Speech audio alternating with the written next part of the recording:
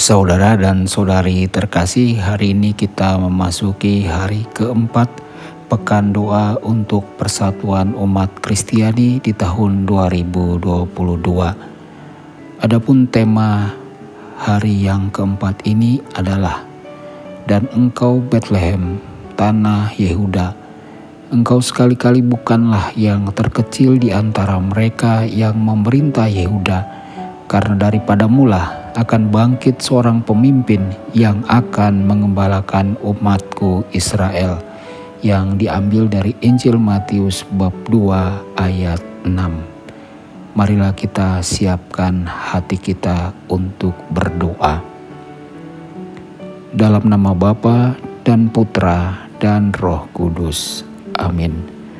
Pembacaan diambil dari kitab Mika bab 5 ayat 2 sampai ayat 5, dilanjutkan ayat 7 sampai ayat 8. Sebab itu ia akan membiarkan mereka sampai waktu perempuan yang akan melahirkan telah melahirkan. Lalu selebihnya dari saudara-saudaranya akan kembali kepada orang Israel. Maka ia akan bertindak dan akan mengembalakan mereka dalam kekuatan Tuhan, dalam kemegahan nama Tuhan Allahnya. Mereka akan tinggal tetap, sebab sekarang ia menjadi besar sampai ke ujung bumi, dan dia menjadi damai sejahtera. Apabila Asyur masuk ke negeri kita, dan apabila ia menginjak tanah kita, maka kita akan membangkitkan melawan dia 7 gembala, bahkan 8 pemimpin manusia. Mereka itu akan mencukur negeri Asyur dengan pedang, dan negeri Nimrod dengan pedang terhunus. Maka sisa-sisa Yakub akan ada di antara suku-suku bangsa, di tengah-tengah banyak bangsa, seperti singa di antara binatang-binatang hutan, seperti singa muda di antara kawanan kambing domba. Kemanapun ia pergi, maka ia membanting dan menerkam, sedang tidak ada yang melepaskan.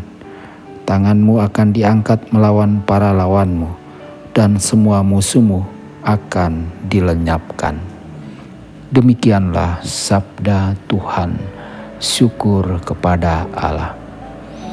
Saudara-saudari, hari ini kita merenungkan mengapa Tuhan memilih untuk bertindak di dalam dan melalui tempat-tempat dan orang-orang yang tampaknya tidak terkenal dan terhormat. Apa yang Tuhan lakukan dengan mereka? Ini bukanlah pertanyaan baru. Nabi Mika berbicara langsung kepada Betlehem dan memprediksi kebesaran Betlehem sebagai rumah gembala yang akan mengasihi umat Allah.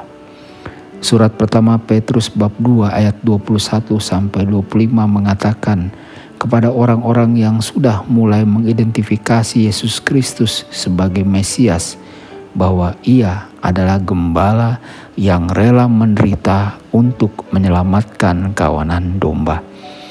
Dalam Injil Lukas bab 12 ayat 32 sampai 40 meyakinkan bahwa kawanan kecil para pengikut Kristus agar tidak perlu takut, karena Allah telah menjanjikan mereka kerajaan Allah.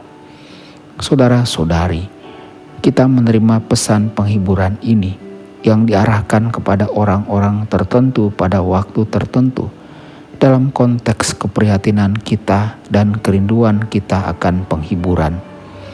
Mereka mengundang kita untuk mengambil bagian dalam transformasi ketidaksetaraan, kekerasan, dan ketidakadilan.